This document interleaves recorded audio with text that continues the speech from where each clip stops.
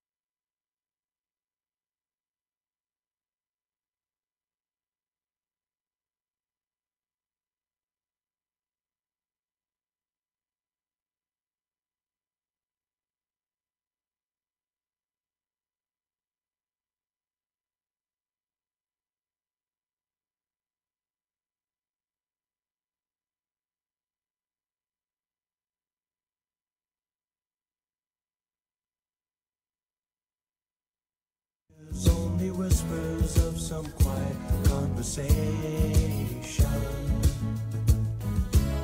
She's coming in 12:30 flight. The moonlit wings reflect the stars that guide me towards salvation. I stopped an old man along the way, hoping to find some old forgotten words or ancient melodies. He turned to me as if to say, hurry boy, it's waiting there for you.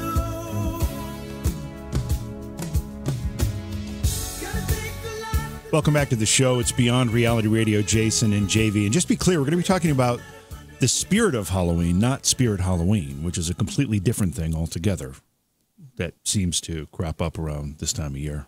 Lots of spirits around Halloween. Anyway, our guest tonight is Ivo Dominguez Jr. He's a Wiccan elder, an author, also an astrologer, and we're happy to have him on the program. Ivo, welcome to Beyond Reality Radio. Great to have you here tonight. Oh, it's a pleasure to be here. Oh, welcome to the show. So let's make sure that everybody's on the same page here. Help us out. Tell us what a Wiccan is. Let's start there. Sure. I'm going to say that the word is really broad nowadays, and it probably doesn't narrow things down much more than saying Protestant. It's a whole family of religious traditions that are derived from the folk traditions of Europe, in addition to addition of Western magical tradition. And basically, we're the folks that celebrate the changes of the seasons and view all things as having spirit and believe in many goddesses and gods. Often we're called witches, and some people claim the title witch and some don't. But we are pagan nature worshipers. Well, and Wicca is just, I mean, it's like when you're looking at Christianity and so forth, it's the top, and then there's all these branches that come off of it. Right. And then a lot of people don't realize that. They think automatically, oh, well, you're Wiccan, and no, but what branch of that are you? Well, and the other thing is that a lot of people who are self-taught or are exploring will call themselves Wiccan as kind of like a catch-all for being pagan or following an alternative religion. But, you know, when somebody says they're Wiccan, that's about as clarifying as somebody saying they're Christian. Yeah, exactly. And I bring up a lot on this show, Wicca and paganism. Those were pretty much the oldest religions, correct? Because anytime you're dancing around a fire for a good kill or any of these things, that would fall under that paganism religion. Sure. And what I'll say is that if there's a name for the oldest religion, it's the belief that everything is alive. You know, if you go back to the time when we were hunter-gatherers or people that were living off the land and nomadic primarily, the one thing that was probably true then is that we believed that everything was alive. The trees, the rocks, the plants, the weather, etc. And that still holds true in most forms of paganism, where we believe that all things have their own kind of soul or spirit. Well, and also the belief that everything is connected as well, correct? Sure. You know, we believe in the universe being one thing. We may believe in many gods and goddesses, but the universe is one big place, and the entire thing is alive. A better way of looking at it is that everything that is part of one spiritual, energetic ecology, with different kinds of beings filling in different slots and niches. But just like in ecology, everything is connected, and you can't have an impact on one area of it without it reverberating through the whole. You brought up the word witch as well in your description of what a Wicca might be, and you say some people use that word as part of the Wicca family, or maybe as a kind of almost a synonym in a way.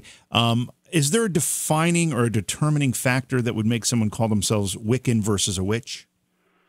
Well, you can be a witch without being Wiccan.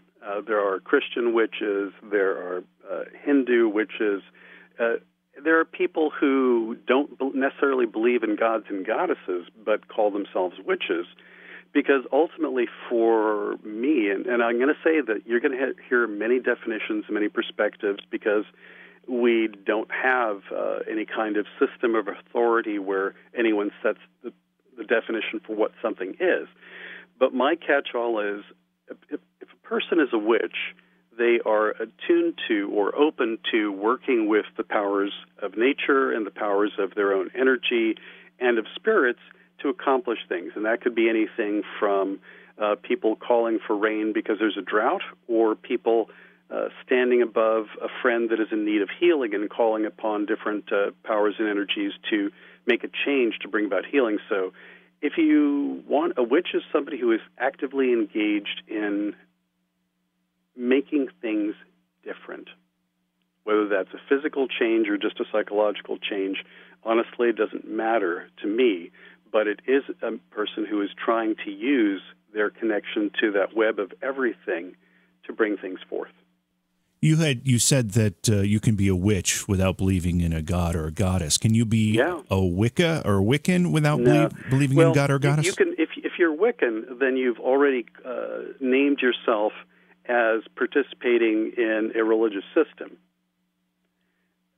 There are many gods and goddesses that people work with or venerate in Wicca. So that if you're using the word Wiccan, then it implies that you also have a relationship to particular gods and goddesses. But you can be a witch without that. And are the gods and or goddesses that we're talking about for Wicca, are they singular? Is it one god or goddess, or is it multiple gods or goddesses? Multiple. On one level, I suppose there are some people that will argue that ultimately all the gods and goddesses are faces of the whole universe, or that all goddesses are one goddess. But on the other hand, you'll find lots of Wiccans who will, very clearly point out that there's a difference between how this particular goddess or that particular god exists. And I guess there's another way of looking at it, because everything in the small is reflected in the large.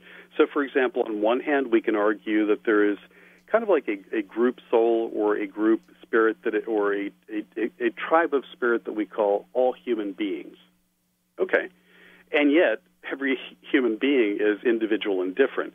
So though there are also human beings that are part of families, and you can certainly see a family resemblance in either appearance or in traits.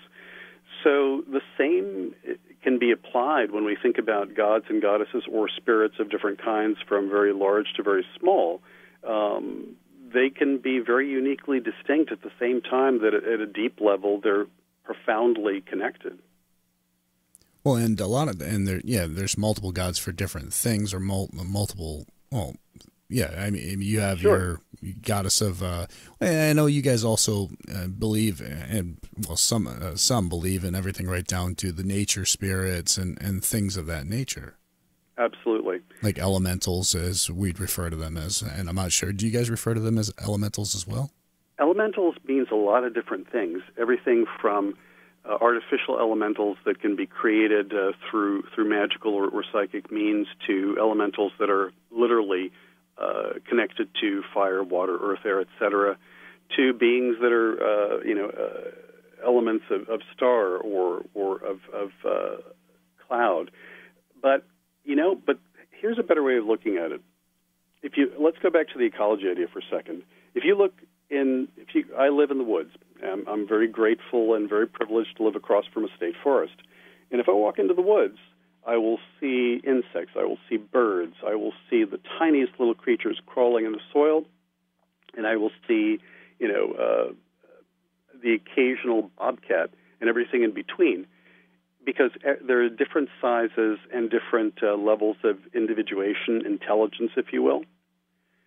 And I don't think that the world of spirit, and I'm using that as a catch-all term for everything that doesn't have a body, goes all the way from things as small as microbes to all the way as big as things that we call blue whales. I mean, spirits and entities can exist in every size, and some of them can be as intelligent or more intelligent than us, and some of us are perhaps as smart as the groundhog in the backyard. Okay. And as a paranormal investigator, when we're dealing with certain types of things, certain types of entities, a lot of times we've dealt, especially with homes in the woods, we've dealt with what we call elemental type activity, and they're little nature spirits, and they can kind of be tormenting, but they're not really there to do you harm. They're more there to try to frighten you out of the woods because that's their domain, and they're considered, I guess, protectors of the woods and the streams and the rivers and things like that. And how about this? And in some cases, less so nowadays because human development has pretty much torn up most of the major tracts of land, and finding old-growth forest around here is almost impossible. But in older and more fully intact areas, you'll also find spirits that are the spirit equivalent of the local forest ranger. That are much more mobile, much more intelligent than the smaller ones that are just trying to get you out of their territory. And that's when, and that's where you decide, well, is this a nature spirit? Is this something that is, some people would call fae or fairy? Is this something that is a demigod? Or if you want to go into the other mythologies or other ways of looking at it, the spirits of the trees, the dryads. Yeah, just a higher being. All right, so on that note, we're going to take a quick break. The phone number is 844-687-7669. Again, 844-687-7669. We're going to take a quick break. A lot more to come. You listen to Jason and JV, Beyond Reality Radio. We'll be back after this.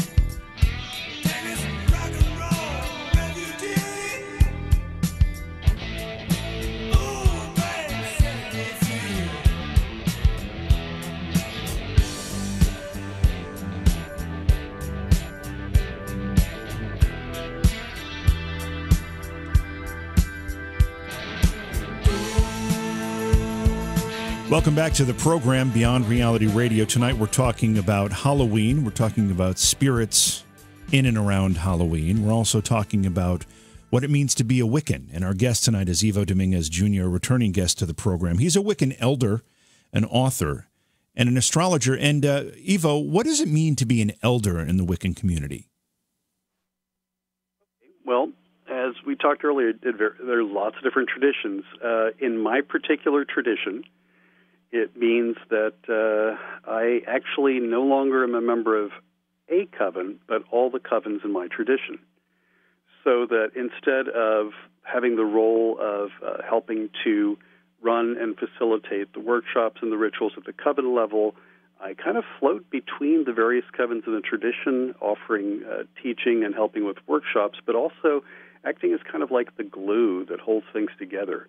It's a rather different role than you think of as somebody in authority in most religious organizations, because instead of being an authority, it's more like being a resource person and also an ombuds person. If there's a conflict between members or between covens, I'm one of the people that helps to resolve it. Now, where the elder part comes is, I suppose, I've been at this since 1978 or so I've been doing this for a while. Did you use the word tradition as a capital T? Capital T, yeah. That's what you call the organization. It's a tradition. So in most, not all, but in most Wiccan or witchcraft, and in many pagan systems, rather than calling them denominations, we use the word tradition with a capital T to indicate which flavor, if you will. So, for example, I'm with the Assembly of the Sacred Wheel. Probably some listeners have heard of Gardnerian Wicca or Alexandrian Wicca or Georgian. There's a lot of names for different flavors of Wicca, and you could think of those as being the equivalent of saying things like, Lutheran or Catholic or Presbyterian. They're different flavors, but tradition with a capital T is the way a lot of us refer to the particular kinds. We've actually had someone from the Gardnerian tradition, I guess it would be called, on the program not too long ago, Jay. I don't remember exactly when it was, but it wasn't long ago. No, just a couple weeks ago. Yeah, I think so. So you mentioned the Assembly of the Sacred Wheel, and that is your organization, your tradition. Does that teach something different than, say, the Gardnerian tradition would, or is it pretty close to the same thing? I would say, well, let's break up what that really means. Teachings. A lot of times when we talk about more well-known systems, the Abrahamic religions, whether it's Christianity or Islam or Judaism, a lot of the focus is on these are the codes of behavior or the specific beliefs you have to have. It's a belief-focused system. What I would say is that if you put a bunch of Wiccans from different traditions together, the places where they would have commonality is in a lot of things that we said earlier, celebrating the solstices, the equinoxes, and the cross-quarter days that fall in between, having work that involved both goddesses and gods, believing in spirit of all beings. However, if you then started comparing what songs or chants do you do, or which order do you do which things in your rituals, that's where it becomes different. But that part of practice is more like stylistic differences than it is core beliefs. Not that there aren't some profound differences. For example, in some traditions, there's the expectation that people will, for example, in our tradition, the third degree is the level at which somebody is considered clergy. We have absolutely no expectation that somebody who is a third degree is obligated to form a coven. They may decide that they want to be a researcher. They may decide they just want to teach, or they want to investigate.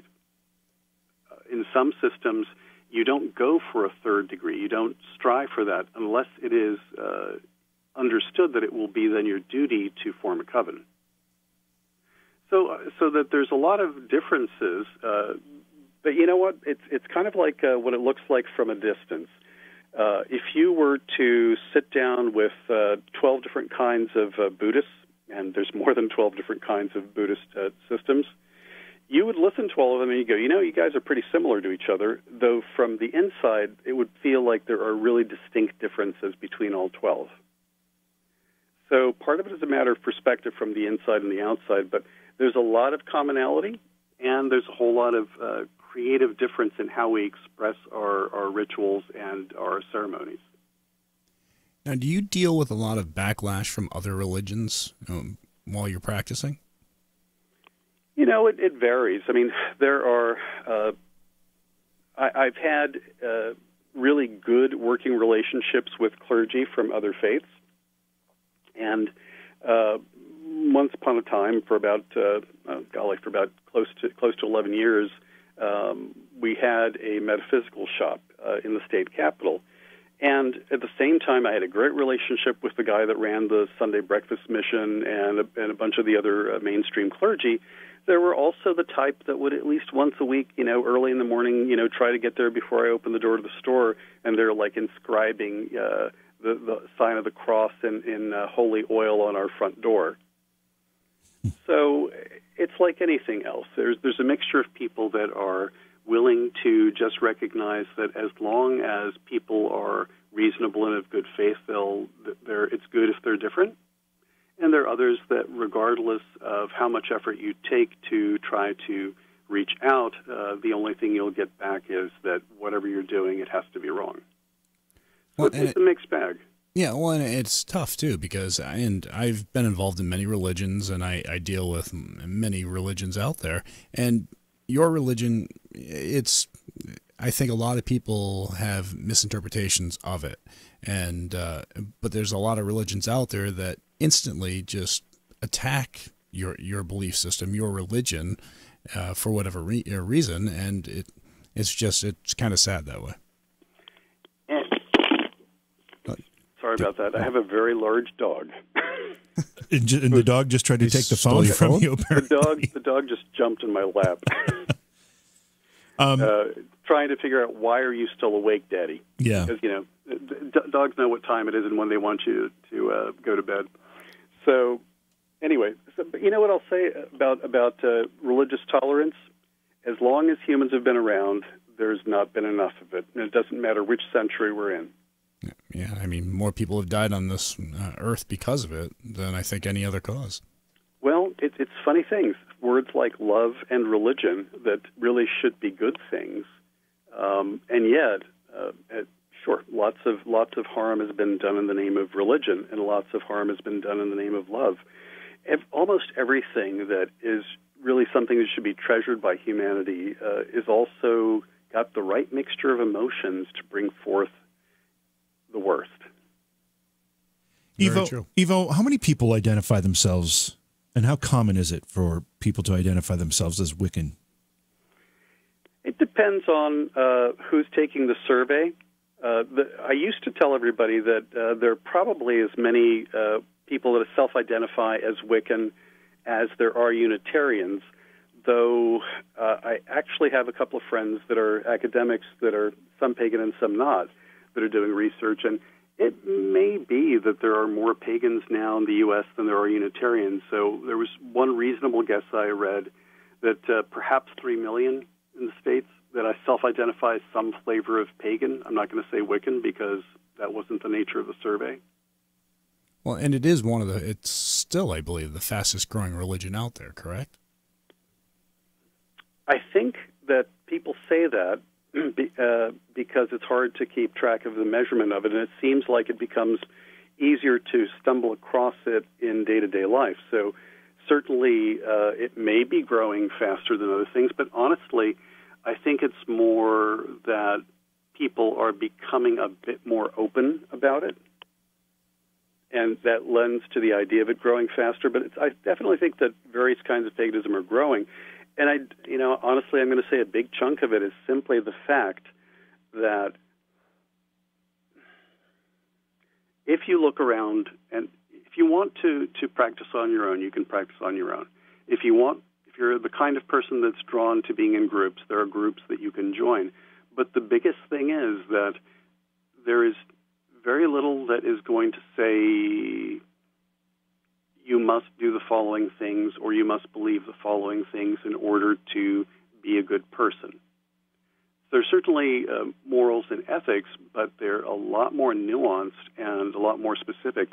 I mean, we have members in our tradition that have been members for, I don't know, maybe 20. Actually, the person I'm thinking about has been a member for over 20 years.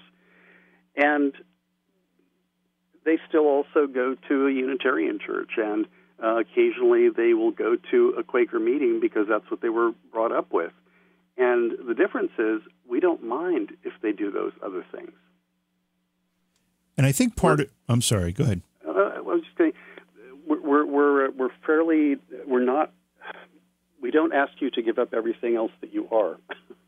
And I think part of the math when you talk about the fastest growing religion, I think the probably the underlying number is the fact that when you look at organized religion as a whole in the United States anyway, it's been on the decline significantly for many, many years, whether it's Christianity or other organized religions. So probably compared to that, obviously, if there's any growth, it's got to be sure. more growth. By that standard, it would be. So. Sure. One more question, then we have to take a break. Sure. If you had to identify maybe the top 2 or 3 teachings of your tradition of the Assembly of the Sacred Wheel, what would you say they are? Well, our job here is to re-enchant the world, and that means to view everything as being alive, everything as having soul, everything as having spirit, and to believe that there are connections between all things. So if you view the world as actually being enchanted, everything magical, everything alive, everything connected, it changes your relationship. Things aren't things to be used. Things are things to have a friendship or a relationship or to honor. And to pretty much just respect and so forth. But if you treat other things as alive and having their own volition, their own agency, their own existence, then you have to treat them with respect because you see them as real, not just whether it's people or trees. A lot of times we treat each other like natural resources to be used up. Exactly. All right, our guest, Ivo Dominguez Jr., we're talking, in a Wiccan elder and author, and we're discussing Wicca, paganism, and the season of the spirits. So you're listening to Jason and JV, Beyond Reality Radio. We'll be back after this.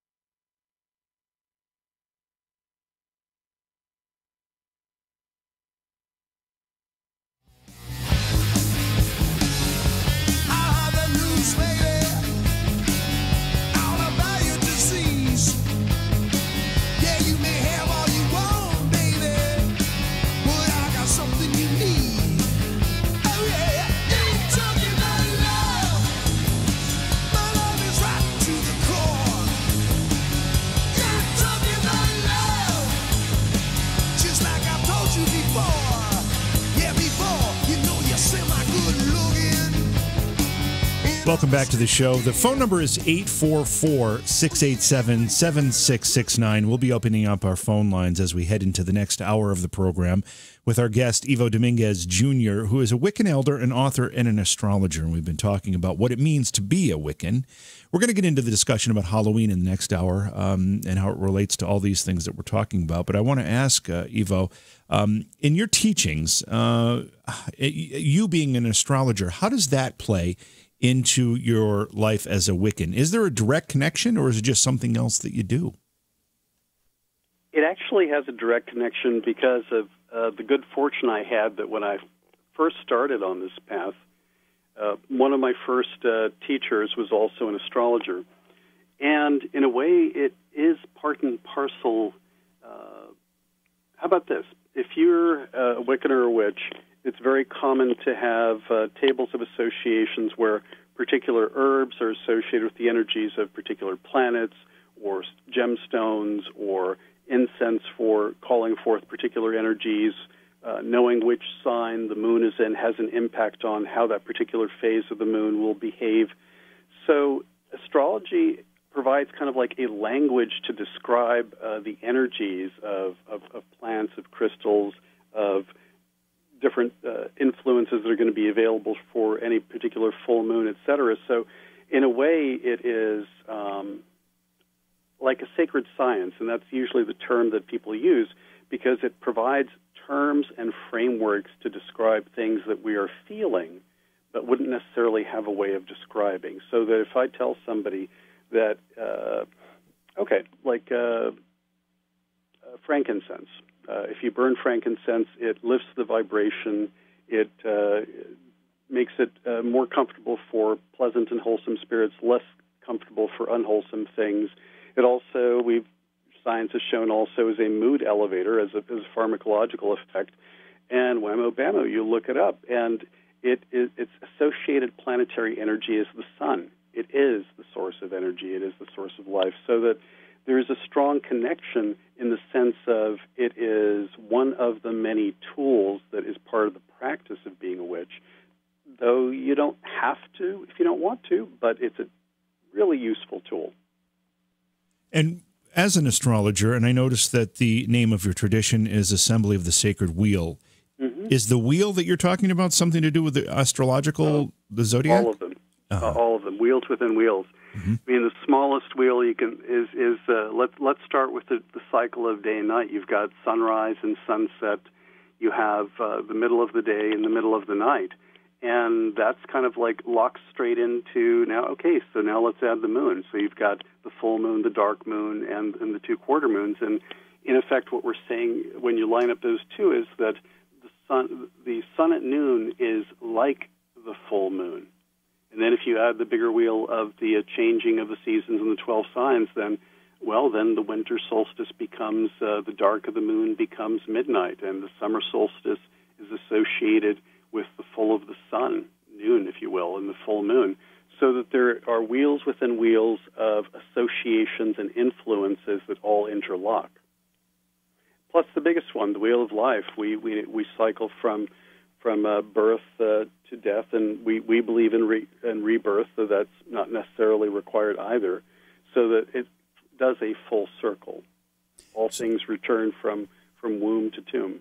Well, with you believing in rebirth, so of course, with Christianity, you die, you go to heaven, and whether it's the river of souls or whatever. Sure. Where do you go when you pass on in your belief system?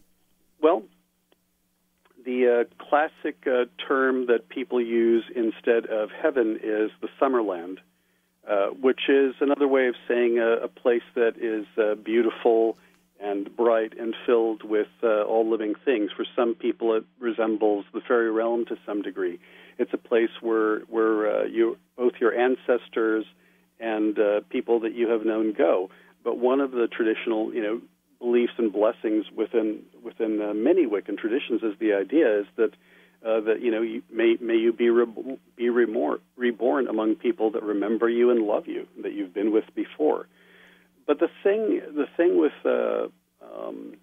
we only got about 15 seconds, just saying, unless you want to hold it for the next. All right. Well, we can get into that actually when we come back. Our guest, we've been talking with Ivo Dominguez Jr., and we're talking about the seasons of spirits, Halloween, and more. And we're going to be getting into the Halloween aspect of it all the next hour. The phone number is 844-687-7669. Again, toll free at 844-687-7669. You're listening to Jason and JV Beyond Reality Radio. We'll be back after this.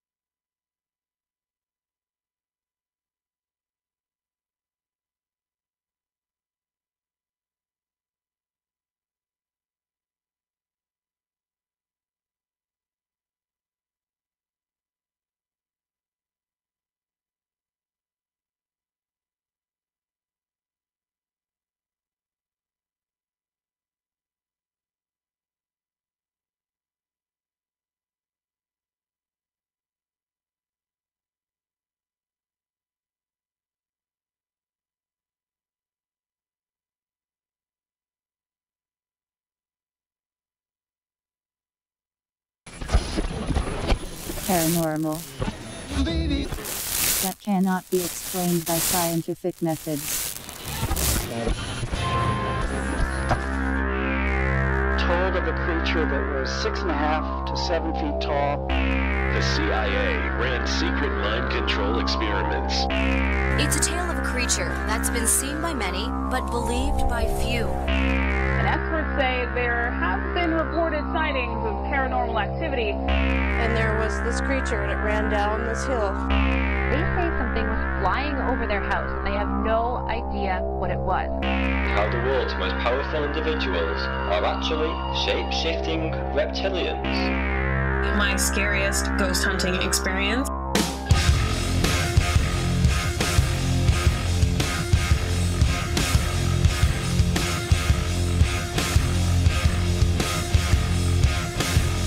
Jason and JV. You want answers? I think I'm entitled. You want answers? I want the truth. You can't handle the truth. You can't handle the truth. Beyond reality. Radio. It's Wednesday on the West, Thursday on the East. Many you're stuck somewhere in between. Welcome to Beyond Reality Radio with me, Jason Hawes, and the always awesome JV Johnson. So we got a lot going on tonight. But before we jump back into the discussion with Ivo Dominguez Jr. about his life as a Wiccan and Halloween and what it means for spirit activity, here's a funny question, because I found the results to this to be pretty interesting. Every year they look at the top 10 Halloween costumes for the season. And this year, they've done the same thing. But I find two things very fascinating. One is that the way they judge these things now, they don't do surveys anymore, and they don't look at retail data anymore. What they do is they see what's being searched on Google, and that's how they determine what, at least in this particular survey, what the hottest costumes are. So everybody's going to be Kim Kardashian's butt? Yeah, I guess that's what it is, although I don't see that on the list here. But I find it funny that the number one Halloween costume, according to the searches on Google for 2018, is a Fortnite character. Why am I not surprised? I've seen that thing showing up the game showing up everywhere, and on TV commercials and you name it. And God, it drives me crazy. I mean, we could do a whole show on this particular show or this particular game, because it's redefined the way video gaming takes place. They basically gave a game away for free. Everybody got hooked on it, and then they start selling these things in the game that can make you look. I don't know. I don't even know, because I don't play it, but my son plays it, so I know a little bit about it. But they've redefined things. But I just find it's funny that the number one Halloween costume is a character from a video game like that. I suppose that's not super unusual, but it just strikes me as funny. Well, definitely interesting. Hey, if you haven't yet... Oh, sorry, go ahead. I was just going to round out a couple of the other ones here. We've got Spider-Man, which is always going to be popular. Unicorn, I don't know where that comes from. Is there something... I just bought myself that. That's what you're going as? Is there something, a movie or something that makes unicorns popular all of a sudden? I don't think it's the new Halloween. I don't think there's any unicorns in the new Halloween movie. A dinosaur, witch is number 5. Harley Quinn is number 6. I never want to see another Harley Quinn. Witch is always within the top 10 on Halloween. Yeah, that has to be one of the every But they year. always make the witches look like nasty with the big old noses, right, and the big warts chins. and the big hat, pointy hat. Yeah, I mean, why can't they have like a Nicole Kidman witch? That would be a lot easier to look at, right? Absolutely. And then there's the generic superhero, a pirate, a rabbit. Okay, That makes sense. What does it? No, not at all. Yeah, okay. And the last one is princess in the top 10. So there you go. Well, it's funny, for like 9 years in a row, every Halloween I had to go as the Beast, because Samantha, and as soon as Sam got old enough that she wasn't trick-or-treating anymore, Haley still was. And as soon as Haley got old enough, Satori still was. So literally for 8 or 9 years straight, I had to go as the Beast, and they went as Belle, Beauty. And it's funny. And let me just say one thing, and I hope I'm not speaking out of school here, but I know that you and your family save every single Halloween costume that you've ever had for reuse at some point, right? I mean, I've seen them. Well, you saw those buckets in the I attic. did see all those tubs. I mean, they actually came in handy they did. for a while. Oh, yeah, for sure. But, yeah, we have costumes. I mean, oh my God, some of the stuff. I still have a When Crap Hits the Fan costume. It's literally a fan, and it's got what looks like crap thrown at on it. Nice. So, and I think I got that one back in, I don't know, 2000. Halloween is a particularly interesting time. It's becoming more and more popular. In fact, I think it's second only to Christmas right now, and who knows, it could surpass it given how much time, energy, money, and attention it's given. Let's bring our guest, Ivo, back into the discussion, because I want to find out, Ivo, what does Halloween mean for the Wiccan community? Is it anything different than it is just for, anybody else? It's both, honestly. I mean, pretty much everyone that I know in my community looks forward to Halloween because we all grew up dressing up. We all grew up doing the jack-o'-lanterns and doing all the scary movies. Like a bunch of us went and did a haunted hayride and went to a house and a corn maze and the whole deal, because there's a lot of fun, and frankly, that was also traditional in the old days. Even though there are serious religious and spiritual observances connected to Halloween or Day of the Dead or Samhain or all the 8 holidays, it was also a time that communities got together to have fun and to spend time with each other. But first and foremost, for most Wiccans, Halloween is New Year's. It's when we mark the time of the year that we flip over from one cycle to the next. Because if you think about it, it is the death of the year. So it's the end. It's when we see, at least, I'm going to keep it to this hemisphere and this climate, different holidays for different parts of the world. But for us, at this time of year, it is when we can see that the leaves are going.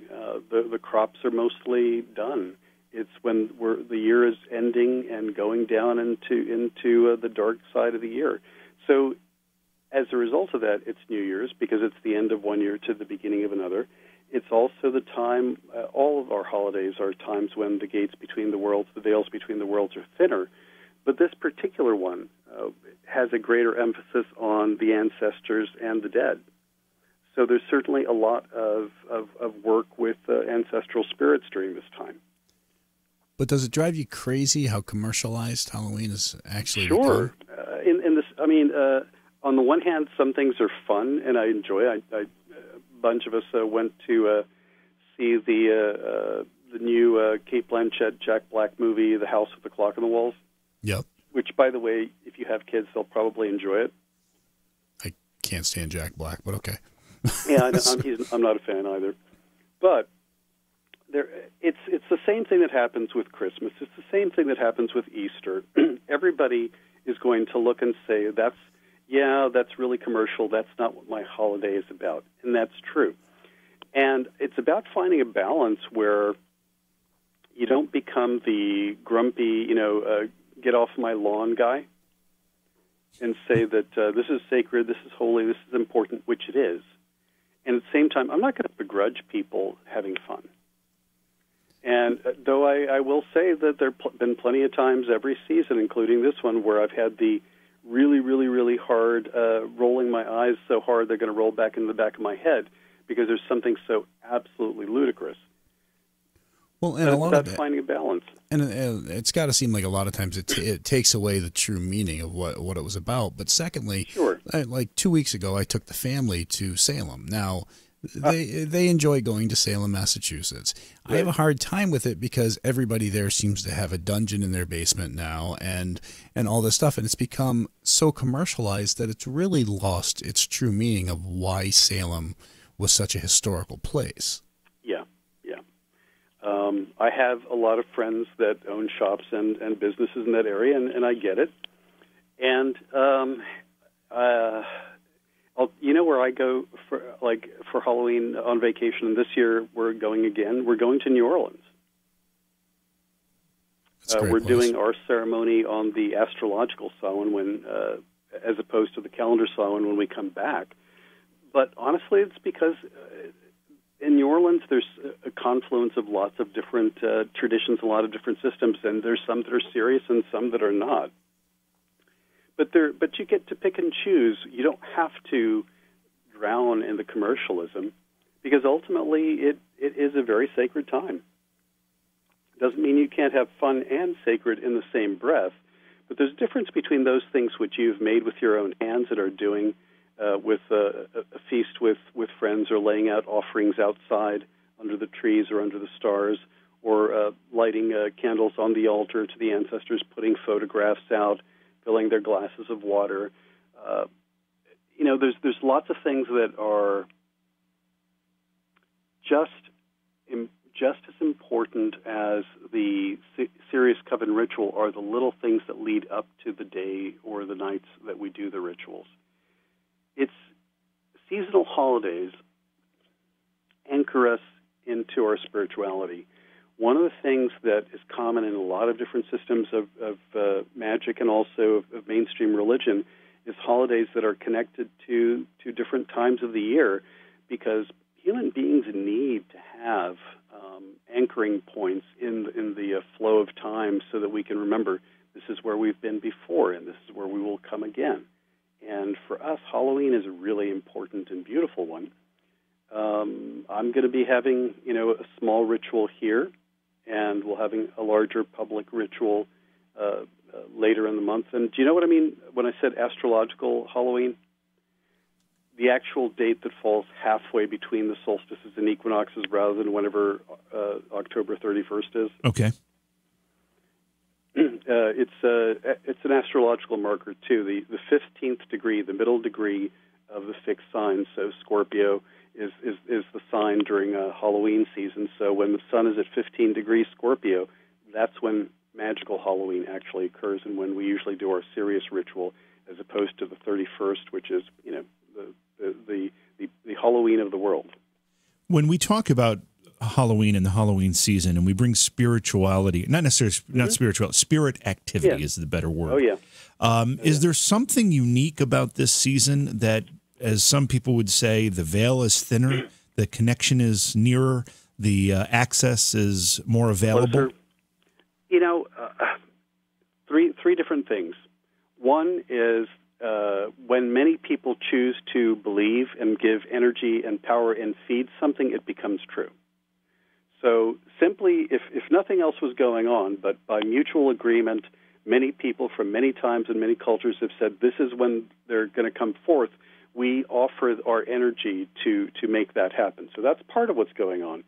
From an astrological perspective, when we are at that halfway point between the solstices and the equinoxes, it really is a liminal space. And by that I mean a boundary between one kind of thing and another, so that there's kind of like a crack in the wall, if you will, or a slight gap between the worlds, so that let's throw the life and death thing, let's flip it. If we look exactly opposite to the other side of the year, Halloween is directly opposite May Day. So what are we doing at May Day? Besides the maypole, which is a pretty common thing for most people's imagination, if nothing else. So at May Day, we're celebrating life, and fertility, and sensuality, and the beauty of the earth. And look at me, you've got the May King and the May Queen, and how beautiful life is and our individuality is. Flip side of the year, exact same time from a magical perspective, is Halloween, when we realize that the mask that we call our body needs to drop away, and the spirit that's inside shines forth. But in a way, both things are happening simultaneously, life and death on the opposite sides of the circle that's the year. So yeah, there's a crack, there's a gap there where it makes it easier for things to come through. We're talking with Ivo Dominguez Jr. Visit his website, by the way. It's just his name, ivodominguezjr.com. We'll continue our conversation after the break. And the phone number is 844-687-7669. Again, toll free at 844-687-7669. You're listening to Jason and JV, Beyond Reality Radio. We'll be back after this.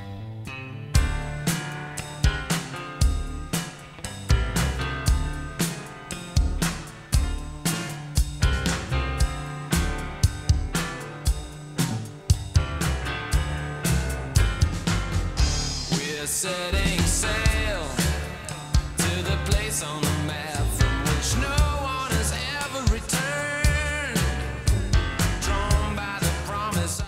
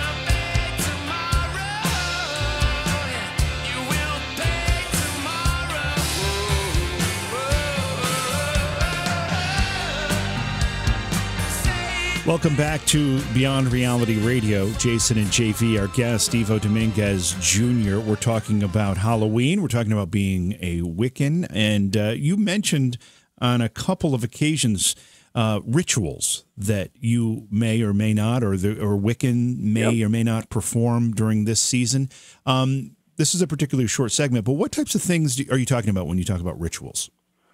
All right, so for example, on November 3rd, we're having something called Audience with the Ancestors, where we will be out in the field in the woods, and we will be scattering a circle of ashes made of wood ashes from sacred fires and from incense, and a couple of pinches of ashes from some of our ancestors from cremains, and a couple of other things going on, making it short, but in the center of that space, we're basically giving the land over so that our beloved dead may come forth and spend some time with us. So we one of the things we do is an actual evocation and creating a space where the energy is suitable, and the possibility of actually having a more direct encounter with our beloved dead is possible. That's one of them. I have a friend that every year has a dumb supper, basically a dinner where no one speaks, but on the table there are photographs of beloved dead, of ancestors, plates set aside just for them. Over the course of the meal, the idea is that you listen for information, guidance, or just commune with their presence. I have another one of our covens this year is doing a ritual which is a past life regression ritual, because it's about not just seeking the dead that are our ancestors, but the dead that we've been, the lives that we've had before. So there are lots of different ways in which, but the thing with ritual is a collection of actions and techniques to change consciousness and energy to make it more likely that you'll be able to obtain the result you're looking for.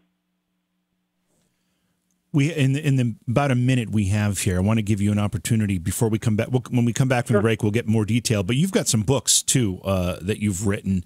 Where can people get a hold of the books? Good news is widely distributed. All my stuff is available at most bookstores, whether it's Barnes & Noble or support independent bookstores if you have one in your area.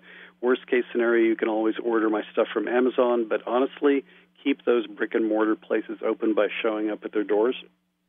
Yeah, that's important, isn't it? Yeah, it is, because those build community in a way that having something dropped off by UPS or FedEx at the door does not.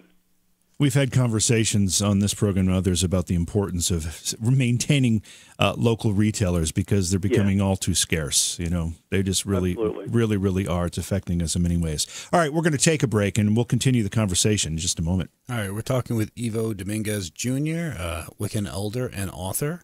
You listen to Jason and JV, Beyond Reality Radio. We'll be back after this.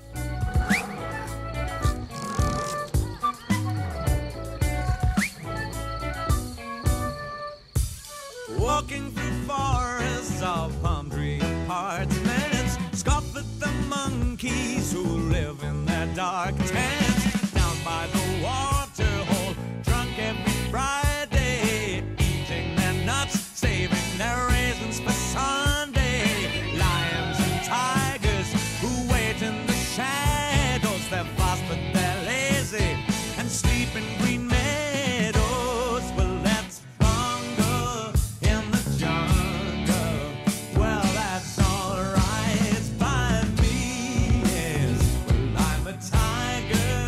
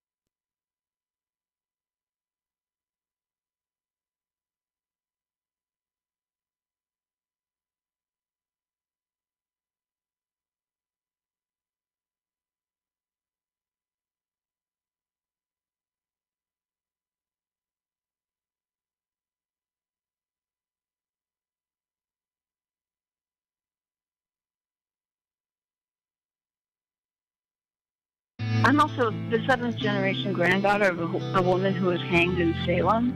They said they'd seen a black mass perform in their kitchen and stuff. The simple answer is that animals and humans have it better in the afterlife. One of the common threads that persists on every Dogman report that I have taken is everybody gets an overwhelming sense of evil out of them. It's Beyond Reality Radio with Jason and JV.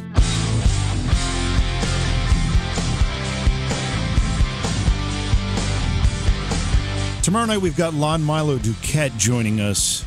Lon is an author and magician. He'll be talking about his new book called Son of Chicken Kabbalah. And then Nathan Rich will be in the second part of the program. He's an author and an ex-Scientologist. And we're going to be talking about what Scientology believes on things like past lives and other subjects. Scientology has taken a lot of, I guess justifiably, a lot of heat in media recently. And who was the woman who did the documentary? Was it a documentary or just a news story? I don't remember, but she kind of exposed a lot of what was going on in the Church of Scientology. Well, she was actually a member for a long time. She did a show on, I believe it was on A&E, and now she's actually doing another reboot of it where they're looking at Jehovah's Witnesses. I forgot her name, but she's a great actress.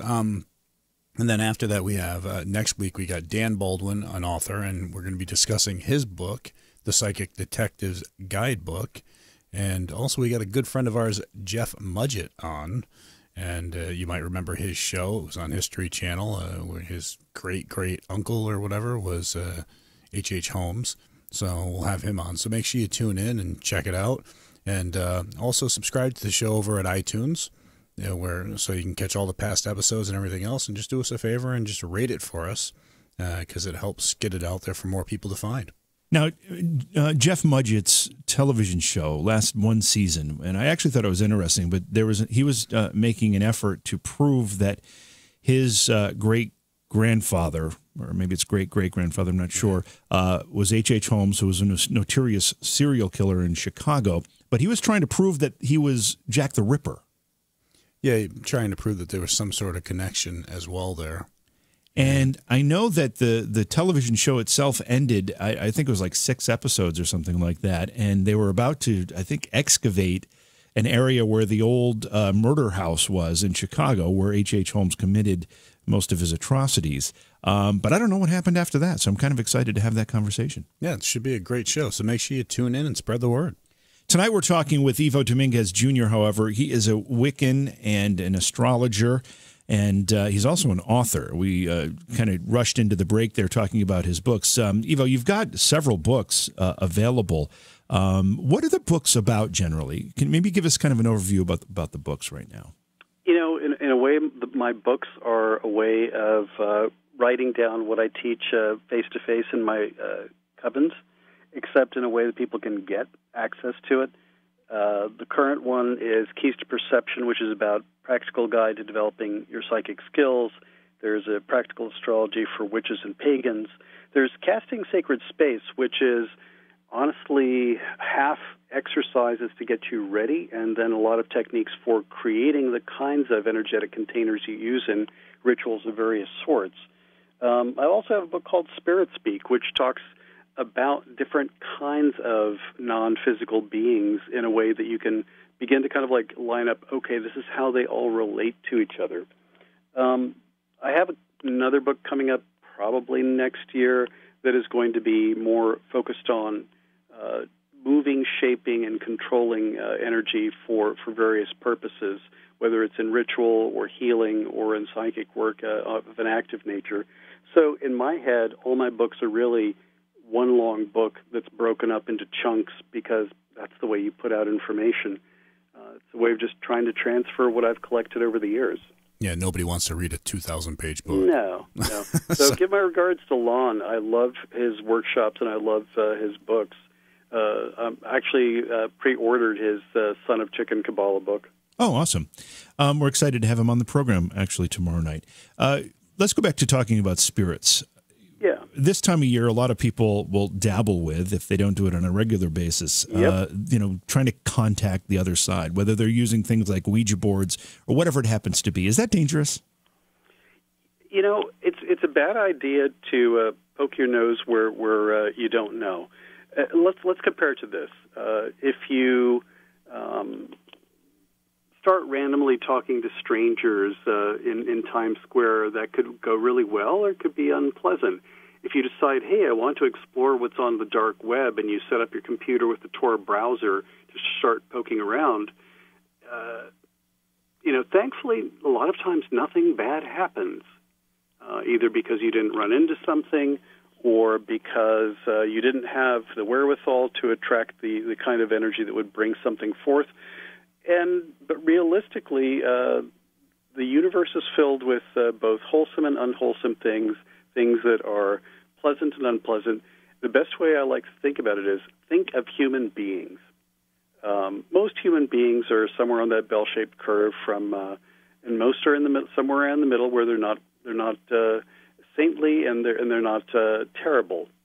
But sociopaths exist in the physical world. Sociopaths exist in the spirit world. And I'm using the word spirit to include not just human spirits, but all kinds of things. And if you decide to experiment without calling forth any kind of protection, even if you don't summon something that's an unwholesome spirit, simply opening up yourself to the flow of energy could potentially cause you some harm.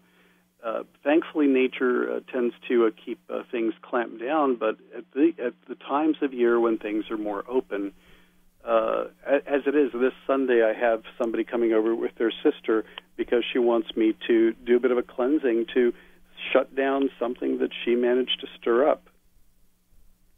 And is it just mainly because the veil is supposedly thinner between our world and their world during this time?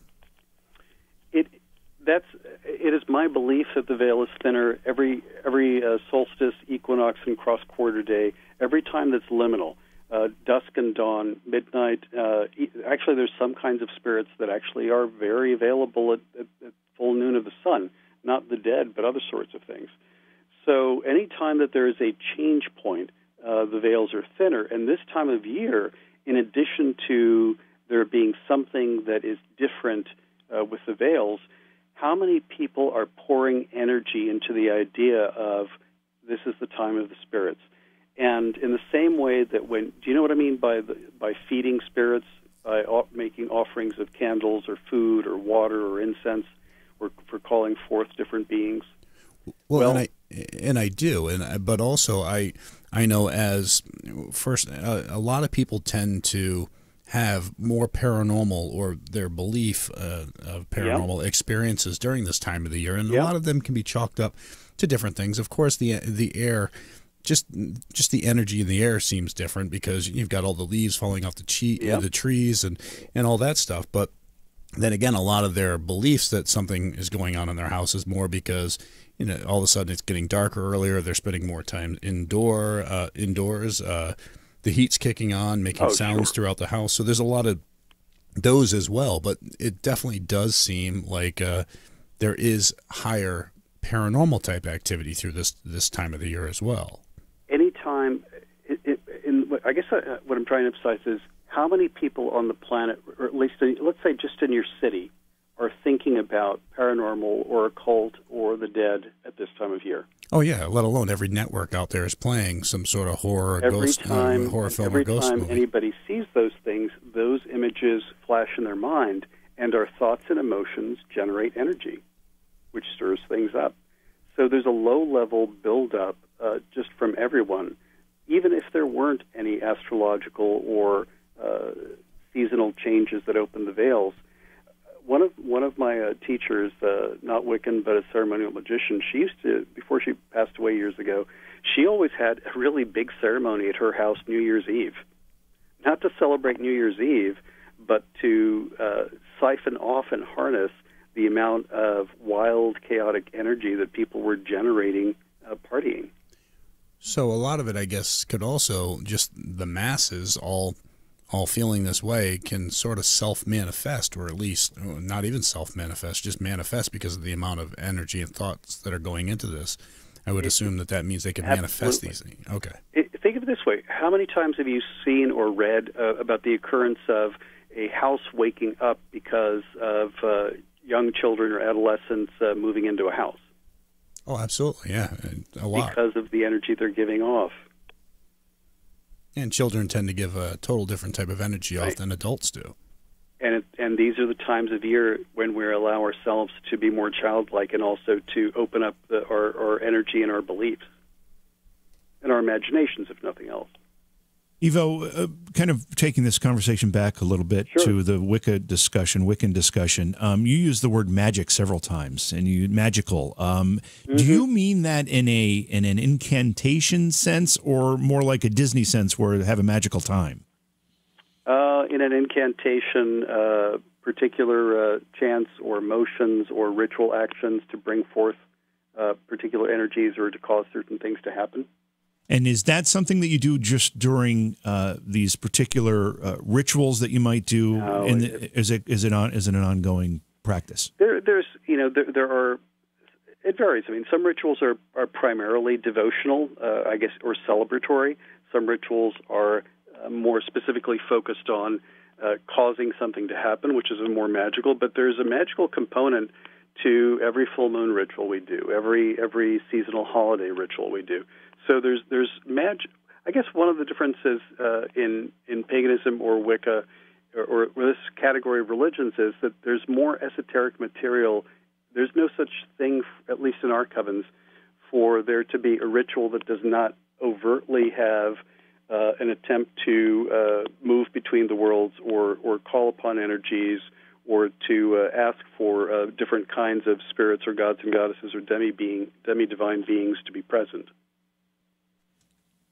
Do you feel that the portrayal of witches on television, specifically when it comes to like either documentary or reality television, do you think they've been portrayed fairly?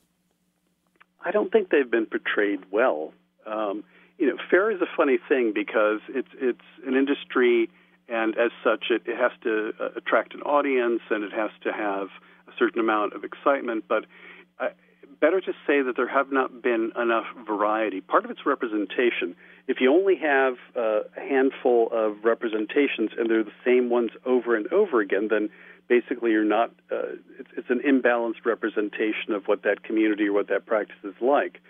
But even when it's a friendly representation, it's often really, really off-key because they didn't actually consult with anyone or ask for advice. Or if they did ask for advice, because I've had friends that have been consultants for various things, it's thrown out because, well, that didn't make the show exciting enough. So, I mean, certainly there's some that are out to get us from the perspective of, because it's not Christianity or whatever, it's evil. And then there's the other side of using the occult or spirit or magical part of it as a sensationalizing ingredient in a plot line. If all of this sounds appealing to someone and they wanted to explore these concepts, these ideas a little more thoroughly, where would you direct them? How would you guide them? First thing is go online and try to look up to see if Google to see if there's a metaphysical or occult bookstore in your area. Because if nothing else, the staff or the owners might be able to point you to some books or direct you to some open public events. Or there are actually quite a number of hotel-based conferences and gatherings, camp-out events that are also all over the country. And show up. What I also recommend is shop around. Unlike, many things that you might say, hey, well, I'm going to find this one thing and I'm just going to settle down. I recommend that you explore multiple traditions, attend various groups, and see if any of them truly calls to you. And if you find that you're not a group person, I know people that are excellent practitioners, very happy with their spiritual life, who are solitary. They are not members of covens or lodges or groves or anything of that nature, but they will go to the conferences. Or a bunch of people are coming down to our audience for the ancestors. We'll have about 100 people, and of that 100 people, easily half of them will not be members of covens, but that's their way of connecting back to doing group work or being in a community.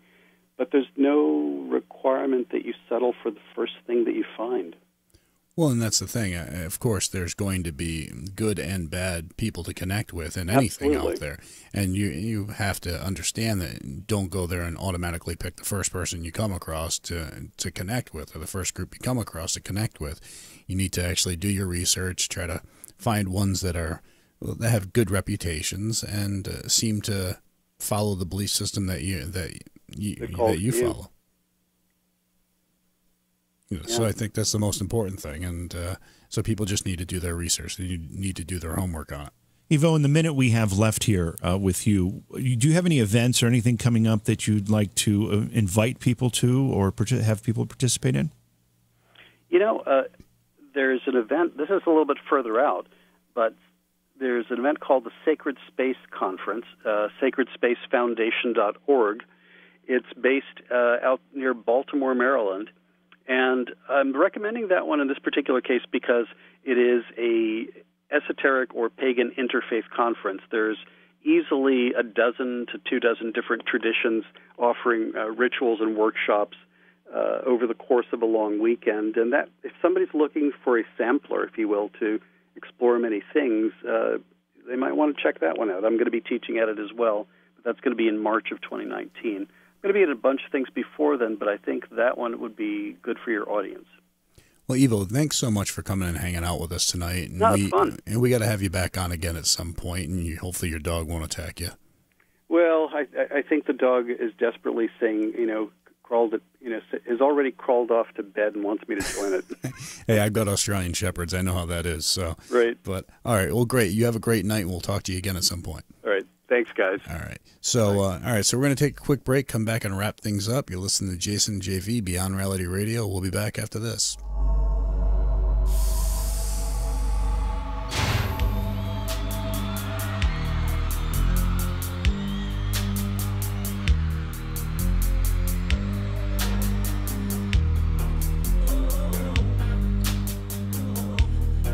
You'll never make me stay, so take your weight off of me. I know your every move, so won't you just let me be? I've been here times before, but I was too blind to see that you seduce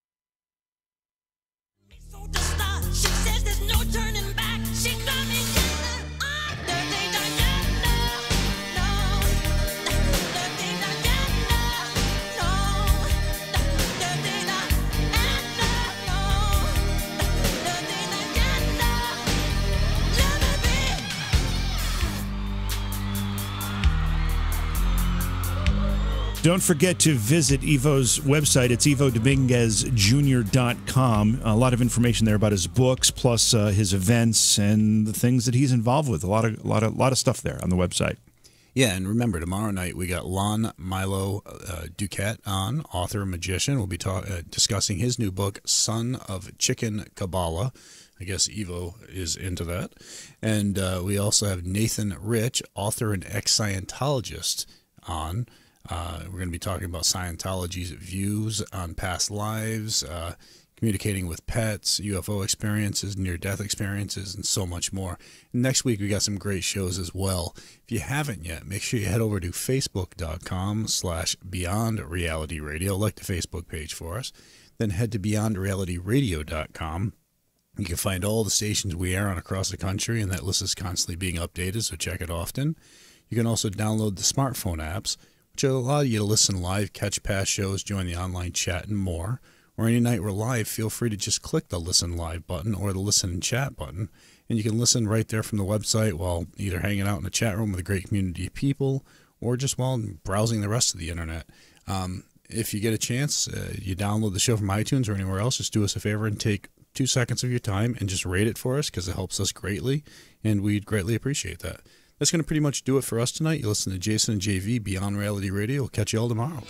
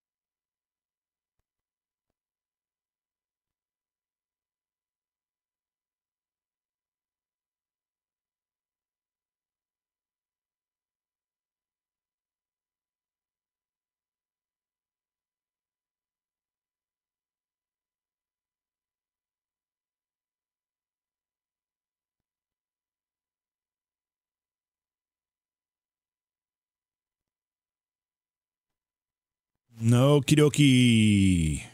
We lost Doug to aliens again. This got to be a quick good night, because I've got some stuff I have to do before I have to go to bed. So what's going to make me forget about my hair? Are you talking about my hair?